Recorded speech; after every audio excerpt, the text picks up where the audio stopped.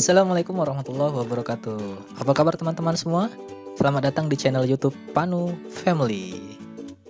Baiklah, di channel YouTube ini nantinya kita akan membahas pembahasan tentang pelajaran matematika, baik itu tingkat SD, SMP maupun SMA. Jadi, sebelum kita mulai video pembelajaran kali ini, ada baiknya klik tombol subscribe, like, dan komen, dan jangan lupa share kepada teman-teman agar video ini lebih bermanfaat ke depannya nanti. Baiklah, kita mulai pelajaran hari ini. Hari ini kita akan membahas tentang trigonometri sudut berelasi. Apa itu sudut berelasi?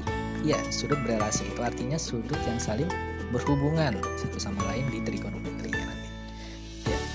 Hal pertama yang harus kita pahami untuk masuk ke trigonometri sudut berelasi yaitu adalah kuadran. Ya, masih ingat bentuknya? Ya, terdapat 4 kuadran nantinya.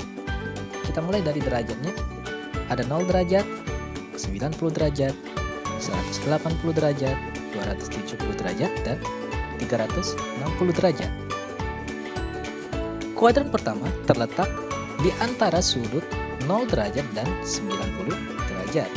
Kemudian, kuadran kedua terletak di antara sudut 90 derajat dan 180 derajat.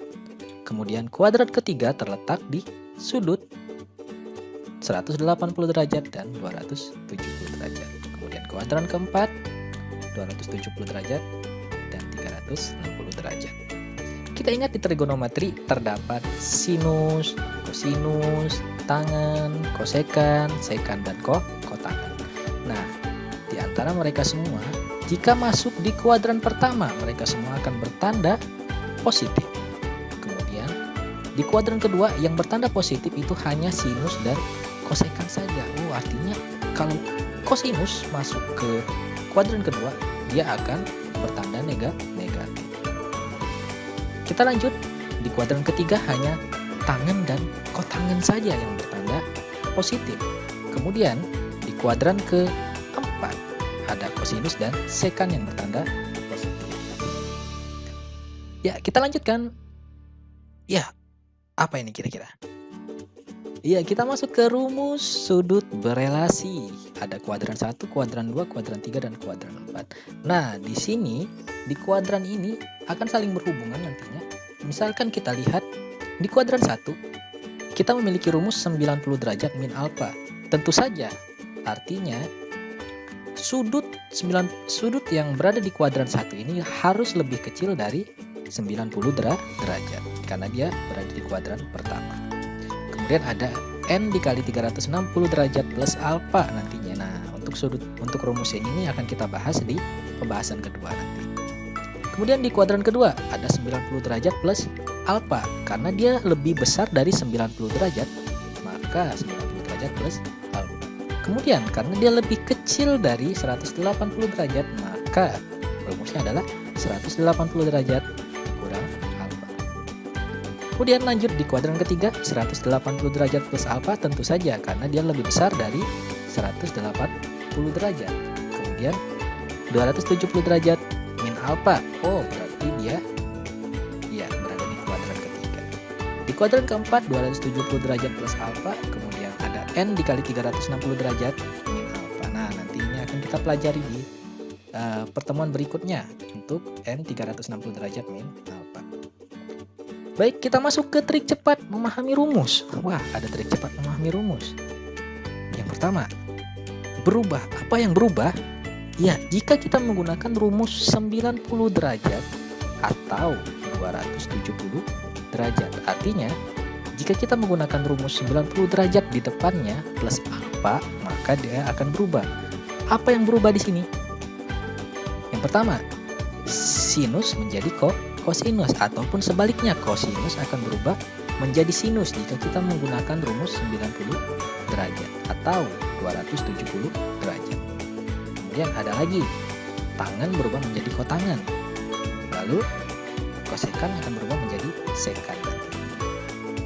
Kemudian ada yang tidak berubah atau tetap.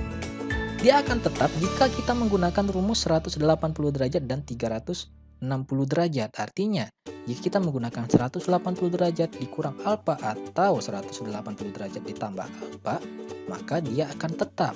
Misalkan sinus yang menggunakan rumus ini, maka dia akan tetap menjadi sinus, atau cos tetap akan menjadi cos.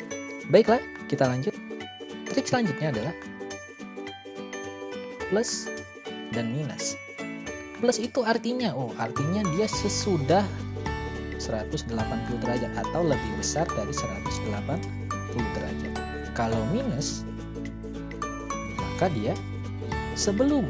Artinya kalau kita menggunakan 180 derajat dikurang alfa atau minus alfa, maka dia berada di sebelum 180 derajat atau lebih kecil dari 180 derajat.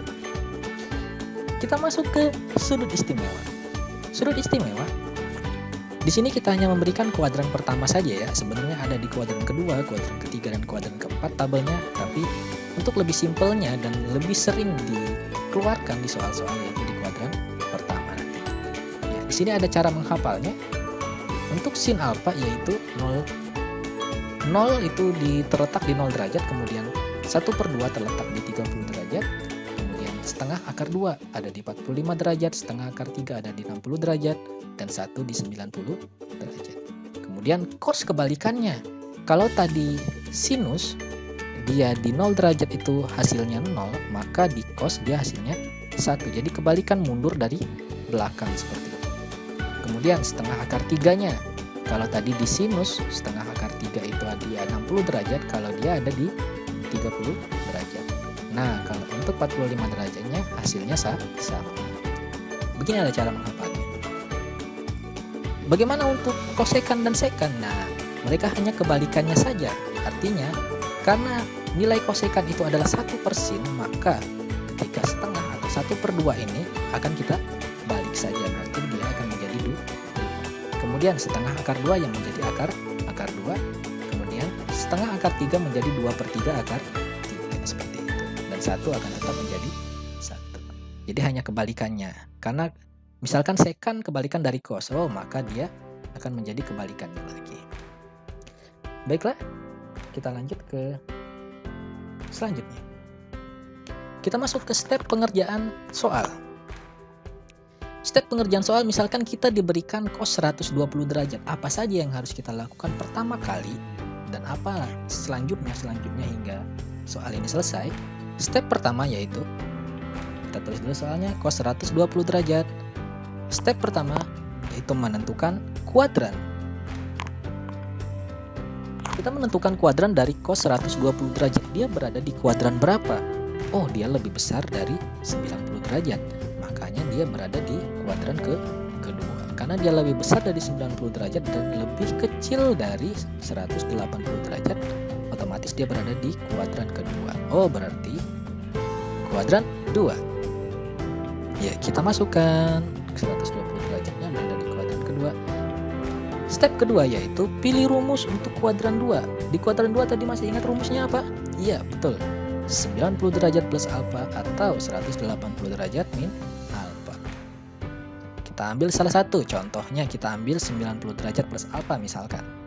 Kita masukkan ke pengerjaan. Iya. 90 derajat plus alfa artinya cos kita pindahkan ke sini, 120 itu 90 ditambah 30 seperti itu ya. Artinya alfanya tadi kita ganti dengan 30 agar dia bisa menjadi 120 derajat. Kita lanjut. Step ketiga, menentukan tanda positif dan tanda negatif. Apa itu tanda positif? Ya, karena cos tadi ini berada di kuadran kedua, maka dia akan bertanda betul negatif. Cos di kuadran kedua akan bertanda negatif, karena yang bertanda positif itu hanya sinus dan kosekan saja. Kemudian kita masukkan negatifnya. Ya, betul. Lalu yang keempat, step terakhir yaitu menentukan berubah atau tetap sesuai rumus yang dipilih. Nah, ini yang berubah dan tetap tadi. Bisa karena kita menggunakan 90 derajat, ya, maka dia akan berubah. Tapi kalau kita menggunakan 180 derajat, dia akan tetap begitu. Kita masukkan cos akan berubah menjadi sin tentu saja. Kemudian sin kita masukkan dan terakhir 30 derajatnya kita turunkan saja. Ya, dapatlah kita min sin 30 derajat. Nah, kalau kita kembali ke tabel tadi, sin 30 itu hasilnya 1/2. Karena ada negatif, maka jadilah hasilnya negatif 1/2. Bagaimana step pengerjaannya? Baiklah, untuk lebih paham lagi, kita masuk ke contoh soal. Oke, kita memiliki contoh soal yang akan kita kerjakan dengan dua cara. Kita punya soal tangan 255 derajat. Kita mempunyai pilihan 1 atau pilihan 2. Karena rumusnya ada 2 ya nanti ya. Kita coba saja. Tangan 255, dia berada di kuadran ketiga. Di kuadran ketiga, tangan dia akan bertanda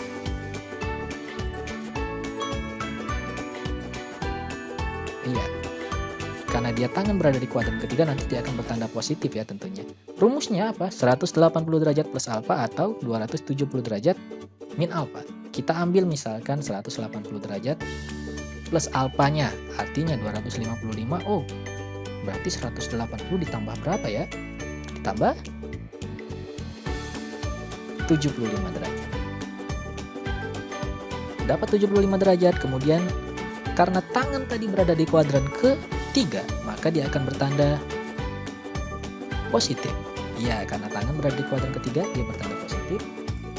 Kemudian 180 derajatnya berada di kuadran ketiga, kita menggunakan rumus 180 derajat, artinya tidak berubah. Yang berubah tadi kita menggunakan 90 derajat atau 270 derajat. Karena dia menggunakan 180 derajat, dia akan tetap, berarti tangan turun menjadi tangan, tidak berubah. Kemudian 75 derajatnya kita turunkan saja. Dapatlah kita tangan 75 derajat. Oke, pilihan kedua ada caranya. Kita tulis lagi tangan 255 derajat. Berada di kuadran ketiga, sama pengerjaannya stepnya. Tangan kita tulis lagi berada di kuadran ketiga, dia akan bertanda positif ya nantinya. Kita ambil rumus yang 270 derajat min alfa. Iya, berarti 270 dikurang 15 derajat. Betul sekali. Kemudian tandanya positif, betul, 270 derajat. Berubah, iya, karena yang berubah itu kita menggunakan 90 derajat dan 270 derajat. Betul sekali. Tangan akan berubah menjadi kotangan, betul sekali. Dan 15 derajatnya kita turunkan saja. Dapatlah kita kotangan 15 derajat. Nah, nanti kalau teman-teman cari ini bisa menggunakan kalkulator atau menggunakan tabel nanti, maka hasilnya akan sama seperti itu. Bagaimana pengerjaan soalnya?